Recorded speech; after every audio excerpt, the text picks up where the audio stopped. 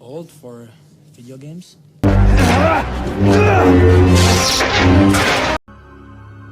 You have failed. The same way, I will destroy you. And my friend is truly dead. Now this is pod racing. Ladies and gentlemen, welcome back to the Graying Jedi podcast. I am UrzaMaster. Joining me as always, Jedi Master Psyllium Maas and Lord Uther. Welcome, Jedi Masters, welcome. Hello there. We are back, and definitely not just recording immediately after the last episode, because look, Jedi Master Psyllium Maas has a different shirt on. And gentlemen, we are talking about the 10th chapter in the Mandalorian series today. We are talking about a very interesting episode, The Passenger. A lot of background to go over on this one, and I think we're going to have some interesting things to say. So without further ado, I turn this over to Jedi Master Psyllium Maas. Take us away. Thank you, Jedi Master UrzaMaster. Thank you, Jedi Master Lord Uther. And thanks to you, Graying Jedi fans, without whom none of this would be possible, and we wouldn't want to try. We are on Chapter 10, The Passenger. First aired on November 6, 2020, The Dark Times. Writer, as always, Jon Favreau, banged out the script. We have a new director joining us, and who will be with us throughout future Star Wars adventures. Big screen director Peyton Reed. Now, he got his start doing a lot of pure comic plays on the big screen. You might remember the cheerleading smash Bring It On. He did a Ewan McGregor, Renee Zellweger send-up of Doris Day Rock Hudson comedies called Down with Love. He did The Breakup with Jennifer Aniston and Vince Vaughn, Jon Favreau's drinking buddy. He did Yes Man, I believe, with Jim Carrey. So he had natural comedic background. And then Marvel hired him to do a little picture called Ant-Man. And the worldwide success of Ant-Man with Paul Rudd and Michael Douglas gave us then Ant-Man and the Wasp and Ant-Man and the Wasp Quantumania, also all directed by Peyton Reed. So suddenly he went from a purely comedic director to someone who knew his way around special effects and big set pieces and action and so forth, and could counterbalance both. So he is a welcome addition and a new eye behind the camera. The creepy white spiders, which we will be talking about at some length in this recap of The Passenger, they're known as Kryknas, and they were actually based on an unused concept painting, like the kind that we see at the end of each Mandalorian episode. We see the wonderful illustrations that would flesh out what we actually get to see. Well, the original trilogy, Ralph McQuarrie was responsible for those beautiful illustrations and what-ifs. And the Krykna spiders never showed up in The Empire Strikes Back. They were originally intended to be on the planet Dagobah with Yoda.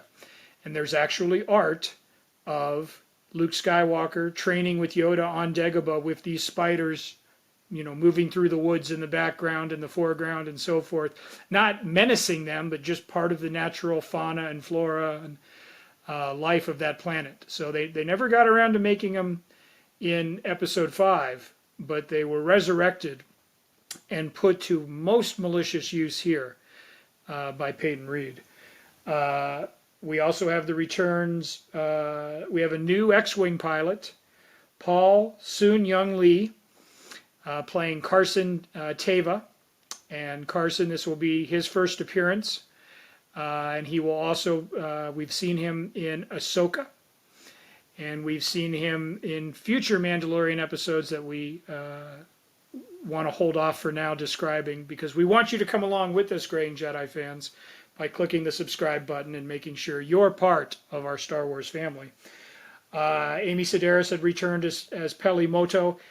We also had Trapper Wolf, just a wonderful named X-Wing co-pilot. That was Dave Filoni, and we glimpsed him last season as they were taking out the smuggler's stronghold in Chapter 6. They couldn't get Deborah Chow. She was busy getting ready to begin production on Obi-Wan Kenobi. They had talked about bringing her back as a third pilot, but they ended up only going with Carson and Trapper Wolf. So, and finally, the Frog Lady, who I don't believe ever gets a proper nomenclature, the performer who plays her underneath all that makeup and CGI is Misty Rojas. And Misty is she's sort of a utility player, and she can do it all. And in fact, she was the physical performer for Queel in season 1, the Ugnaught. While we heard Nick Nolte's gravelly, scratchy voice voicing him, did a fantastic job, it was Misty who was actually running around Navarro and sitting on blurgs and doing things. So they got her a new gig because Queel, sadly, has joined the Force. And so here she is now as Frog Lady, who is able to piece together the assassin droid Zero, also from Chapter 6, and able to finally communicate with Din Djarin and so forth when things go. And friends, we have, again, we have a tease that's kind of separated from the original episode. It's kind of more like some television that we've grown up and loved in the 80s and 90s, where you have kind of some leftover business from before, and then suddenly we're in a new place after the credits. In this case, the Mando, it's a hit and run by some desert scoundrels, and we get a great action sequence. We get some tension when the child is taken hostage, and we get a very humorous resolution when the lone remaining brigand tries to make off with the jetpack, and Din Djarin manages, through the use of a keyboard and remote, to send him plummeting to his untimely demise. And it's all played for a little bit on the lighter side. You have to say, like, it was a nice sort of James Bond. Again, here's the little mini mission before we get to the meat and potatoes of the episode. But folks, once again, go ahead. Sorry, that knife to the throat though, like with the child, sure, like him just holding it. We were talking about this a little bit before we got started. Talk about something you probably don't want to show your kids. I mean, that was right. A little jarring to kind of see them doing something like that. I mean, it. And again, this is I think my third time watching it, but it still kind of catches me off guard that they kind of went that deep with that idea to actually make it look that menacing and that threatening. Like you could feel the tension is kind of what I'm getting at. Sorry, I just throw that out there. And that's a really good point in the sense that we, on the one hand, we can see the child and realize that it's an elaborate puppet and special effect, and they've used all sorts of movie magic to convince us that it's a creature. But then, as you say, you sit there and you see it, menaced by something, with a cruel blade, pressed against its tiny throat, and you realize that you've already taken that leap in your imagination, and you could sit back and disassociate and say, it's just a puppet, blah blah blah, but you actually feel like, don't hurt the child. And I tell you what, I'm not saying that the child had it coming. But in this episode, and I'm sure parents of young, mischievous 3- and 4-year-olds, at least in human years, might portend, he's kind of testing boundaries in this particular episode. And I wonder if absolutely. I wonder if the parents of the Jedi Council, those that have offspring that they're aware of, would care to weigh in, because, I mean, some of it can be palmed off as cute, and some of it actually is kind of like, you need a timeout. It goes without saying, my favorite line of the episode, how many did you eat? Delivered perfectly by Pedro Pascal. But right up to the very last shot, this is sort of the misbehaving child, or at least one that was like, you told me not to touch the stove. I'm going to touch the stove. I'm going to touch the stove. And it's that kind of mentality that kind of gets them in a real pickle when they find themselves in need of rescue. It kind of turns a bad situation worse. But anyways, parents, sound off on your impressions of that naughty child, our New Republic pilots, what awaits beneath the frigid wastelands of a planet that could have been Hoth, maybe should have been Hoth, but in any event is not a place you want to spend the night. What were your thoughts? It ain't no place to raise your kids. In fact, it's cold as hell. I loved the frog lady and her eggs and the child taking some munchie breaks. It was very comical, and absolutely it reminds me of my kids. All three of them in different phases doing slightly naughty things, and sometimes, unintentionally, not necessarily causing harm. Like, my kids haven't ever harmed anything, but you can kind of see them doing something similar. Definitely my daughter had a thing for pickles. She still loves pickles, but we were having, I'll never forget this. This is around the same time.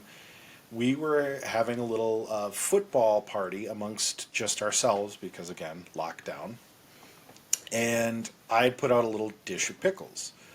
And at this point, I knew she enjoyed them, but I didn't know, like, this was a fiending thing for her. And I left the room, I swear, for like 3 minutes.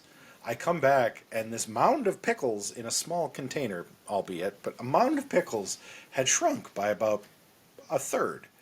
And I look at her, and here sitting in her diaper, looking cute on the floor, she's munching down the last little bit of a pickle, and I'm like, how many of those did you just eat?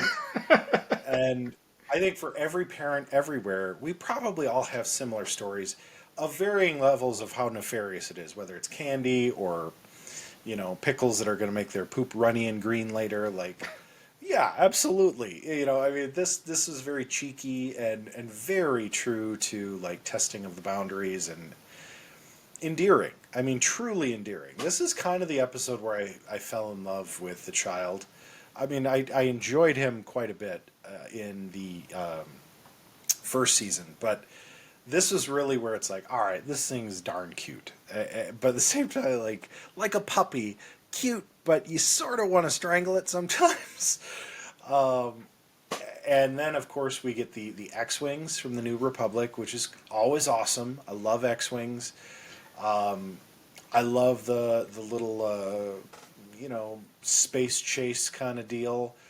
And of course, we get this crash landing on an ice planet. It's like, oh, not knowing, like, is this Hoth? Like, I actually kind of asked myself that question because it's very similar. And then we descend into what I can only describe as a childhood nightmare come to life. Because this episode took me right back to being about 4 years old, 8 years old, on a very frigid, icy, very snowy winter in 1996, when I first saw the movie Arachnophobia. And never have I lost my fear of spiders since. I didn't care for spiders before Arachnophobia. We had Daddy Longlegs, the occasional brown recluse or black widow around. But as a kid, never bothered me so much. Not really. Then I saw Arachnophobia, and since then, if I see a spider, it's kill it with fire. Because, oh my goodness, those things are terrifying. And now, they've given them steroids and put them on an ice planet, which is already trying to kill you. For a family-friendly show, this was really pushing some scare boundaries for me. Because as an adult, I was like, oh my gosh, like I'm a little terrified of what's going on right now. I mean, the stakes are high here. And for the first time, it really, and it's probably because you're endeared now to these characters. You're endeared to the child. You actually kind of care about the frog lady and her eggs, and all this stuff that's happening. And it's like, boy, how are they going to get out of this one unscathed? Like, you kind of want the good guys to win, but you're also really terrified. Like, I don't know that this is possible. You know what I'm saying? Like, this is really playing on the heartstrings in a couple of different ways that The Mandalorian has not thus far. And I found that really impressive, particularly from somebody who's known for his comedy work. Like, this is something that, like, I was expecting sort of a cheeky, fun, you know, maybe like the chess scene in A New Hope, where he's talking about Chewie ripping the arms off of somebody who beats him at space chess. And I was like, this is going to be kind of cheeky and fun. They're going to just be like, you know, are we there yet in a car ride sequence? That's this episode. Nope. They took it in a totally spidery direction, and I had the creepy crawlies that night, for sure. Arachnophobia. I'm just on fire. It's Arachnophobia meets aliens. I mean, that's completely what this was. And being chased and, you know, having the bigger spider that was coming after them. Mando shooting him in the doorway. I mean, come on. That was right from Aliens as well. Right. So I always dig something like that. You know, whether it's fortunately or unfortunately, whenever we have these situations, like, that's a total Aliens trope, right? Anytime you're stuck in a building or a train or a submarine and you got to get out, or a boat and you have to get out of it, it's Die Hard. You know, it's kind of interesting that some of those movies have solidified that for us, right, on a go forward. Right. I wish Carson. I wish they were going to do that. I thought they were going to do an X-wing show. Like, I wanted to see him, Rogue Squadron or something. I would have loved to have seen that. Maybe bring Wedge Antilles back into the fold with that somehow. Go ahead. Very exciting. I thought you wanted to say something. Oh, no. I mean, at one point, they were developing Rangers of the New Republic, which could have featured, if not Trapper Wolf, week by week, at least Carson Teva and a whole new band of characters. Now, not to get ahead of our narrative, because I'm sure we'll cover this down the road, but that was also supposed to star Gina Carano. That's right. As a Ranger. And as Star Wars fans may or may not know, that that plan hit a few snags going forward. But that was on the drawing board at one point to do a new Rangers show, and you can see right here how they're trying to, like, set the groundwork as they did in Chapter 6. Like, yeah, there are these guys, they fly around, they're like the chips of the Outer Rim, they're the highway. I was just about to say it. Yep. Yeah, I love how they're doing street patrol with their X-wings in a sense, but which also kind of makes me think of something else. Like, even if we kind of compare the Empire to the New Republic, was the Empire doing routine patrols like this, or were they just continuously spreading out, trying to keep the hand of the Empire on those planets through the idea of, hey, if you screw up, we're going to come blow up your planet, versus we're just keeping the peace? And which one is more effective? I started kind of questioning that too. Is that why the New Republic spins out of control? Because they're trying to maintain the peace and patrol shipping lanes in between planets, where the Empire is just aggressive. So I'd love to hear your thoughts on that too. I think, at least as it was presented to us in the films prior to the streaming shows, every time the Empire would, like, do a background check or something, it's because the rebels, you know, came out of hyperspace right in front of a planet that happened to have a Star Destroyer orbiting it. You know, you are violating the Imperial blockade of Naboo. Please transmit your chain codes. So they never really gave us. I'm sure they were patrolling, and in fact, I think Luthen comes across one in Andor when we get to see his really cool ship. So they just never took the time or the trouble to, like, show it. But yeah, I assume that if, you know, you caught their attention, you know, you're a red car doing 65 in a 55 zone, someone's going to pull up beside you and ask to see your license and registration, and I love that moment when everyone, it's like, okay, well, I'll get that checked as soon as I, you know, get to the next, you know, spaceport.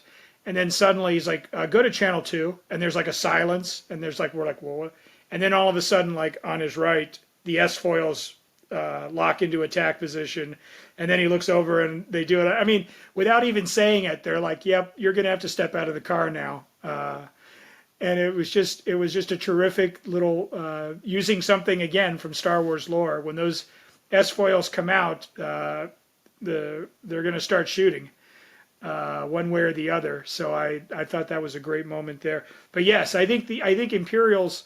I also think that because they had the upper hand at the time during the Age of the Empire, that we saw that in Andor. They're just kind of lazy and arrogant. It's kind of like, we have the firepower, we're the baddest guys on the block, you have your puny smuggling little ship, we will board you if we say we want to board you, we'll board you if all of your codes check out. Like, we can, we're the Empire, try and stop us. So I think there was a lot of that too, fueled by Palpatine and his Sith right hand. I think we had a bunch of that there. Yes, this show, I completely agree with my fellow Jedi. This show is pushing the limits to some degree of what a Star Wars show, a family-centered Star Wars show, can kind of get away with. I mean, we had a limb severed in the cantina in A New Hope, brief shot, mostly bloodless. And we've tiptoed around, on-screen violence before, mostly battle droids and stormtroopers in armor, usually doing that. Whenever one of our heroes would get shot or so forth, Leia gets shot in Return of the Jedi, just a burn on her arm as opposed to losing it from the elbow down. Luke loses his hand, again, bloodless. So, but here and like I said, we've seen giant spiders in Harry Potter, in Chamber of Secrets. We've seen them in Lord of the Rings, The Return of the King. It's not like it's a brand new idiom that has never been shown before, but I think just here, as Jedi Master Lord Uther said, they start off small and skittering, and it's like it might be more of a nuisance, right? We're going to have to stomp on these things as we make our way back to the ship, and then suddenly we have medium spiders who are more aggressive and bigger, and their teeth are there, and then suddenly we have what appears to be the alpha spider, and that one's just a mass of legs and fangs and so forth. And I mean, in every frame of every shot, they're they're in the foreground, they're in the background, they're beneath me, they're behind me, they're in front of me. And then when we finally do try to take off in the crippled Razor Crest, which it pained me to see the Razor Crest in such disarray, not perpetrated by Jawas, but this was just good old-fashioned piloting and coming to a halt and then crashing through the ice floor. Then we have the mother of all spiders, and that's where I think Jedi Master, UrzaMaster were saying, geez, that thing is 2 tons and it's sitting on top here. They're not lifting off. How the heck are they going to get by with this one? Meanwhile, they're all outside the cockpit, and as soon as they figure out a way to digest their way through that, then you're in your spider dinner. So yeah, I mean, if I saw this as a 6-year-old, I'd be freaked out. If I saw this as a 36-year-old, I'd be freaked out. Jedi Master, 51-year-old. Right. At Jedi Master, Lord Uther and I did see Arachnophobia in theaters with Jeff Daniels. Wonderful picture if you haven't seen it. Don't watch it if you don't like spiders, though, because they'll get you. But this is a PG-13 thrill ride, right? This is Space Mountain at Disneyland, right? Or Big Thunder Mountain. This is supposed to make your heart go faster, and you're just supposed to go woo. And we really didn't have that in season 1. We didn't have an episode. The closest we came were a couple of moments in chapter 6, The Prisoner. But this one is full on playing with horror. This could have been on Halloween, right? I mean, you could have done this on October 31st and it would have felt right at home. So just, again, the attention to detail, the special effects, the scope, the scale. Season 2, they didn't rest on laurels. They didn't just say, we were a hit, we can just coast. They went out of their way to try to make it a bigger and bolder viewing experience. And I think from these first 2 episodes, you're just this is pure, uncut Star Wars. And I'm getting everything that I wanted from it. Yes. I really don't have a whole lot to add to that, frankly.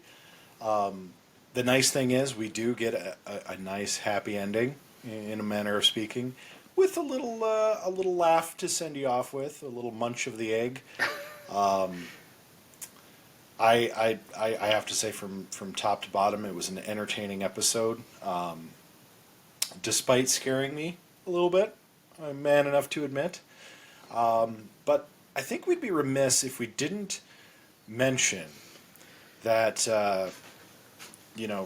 one beautiful thing about Star Wars is that with the newer editions of Star Wars, they don't necessarily shy away from grasping you with something a little unexpected.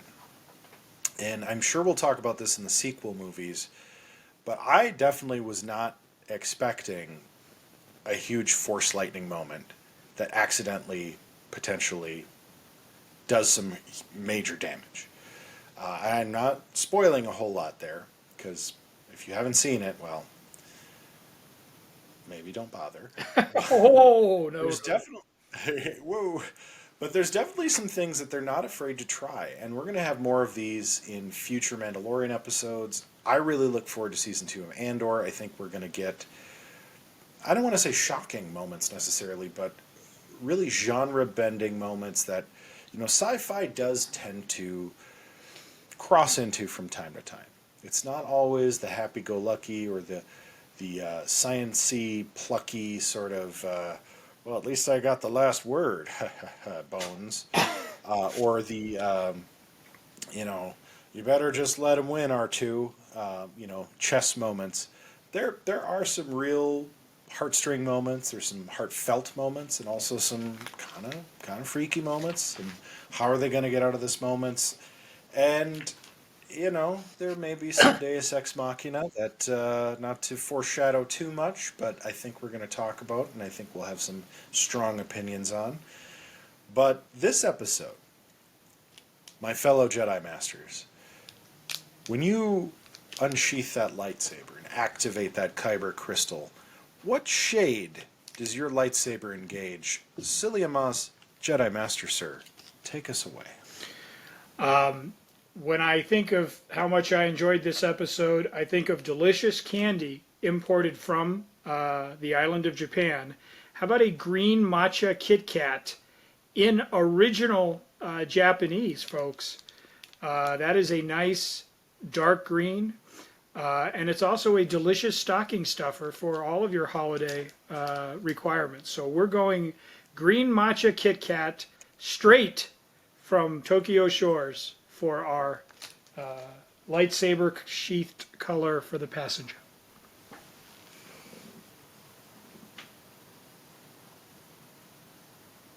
Got it. I have to set this up.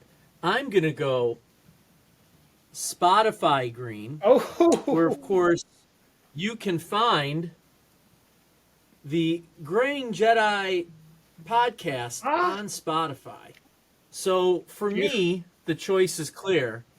Spotify green, where the Graying Jedi, the Warp Core podcast, the Melt Off, All your and favorites. coming soon again. All your 8 is enough. Where do you find that? Right here.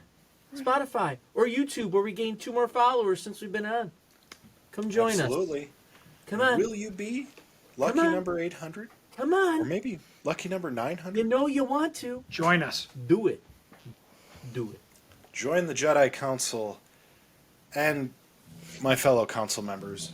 You will find that I am not so different from you, but I do have an interesting mock-up for my shade of green, which harkens back to the greatest film ever produced by human hands.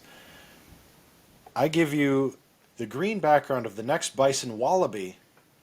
If you know your Jean-Claude Van Damme lore, he mentions the next Bison Wallaby in a speech in the movie Street Fighter, the greatest video game movie of all time, the greatest movie of all time, and per AFI, as I've made up in my head, it is the greatest film of all time. A true crowning achievement of cinema. I hope one day The Mandalorian can come close. But green nonetheless for the passenger. May her eggs, whatever are left at the end of her journey, hatch well. And until our next installment, going deeper into that galaxy far, far away with the Mandalorian and the child, may we wish you and all of yours that the Force be with you. And also with them.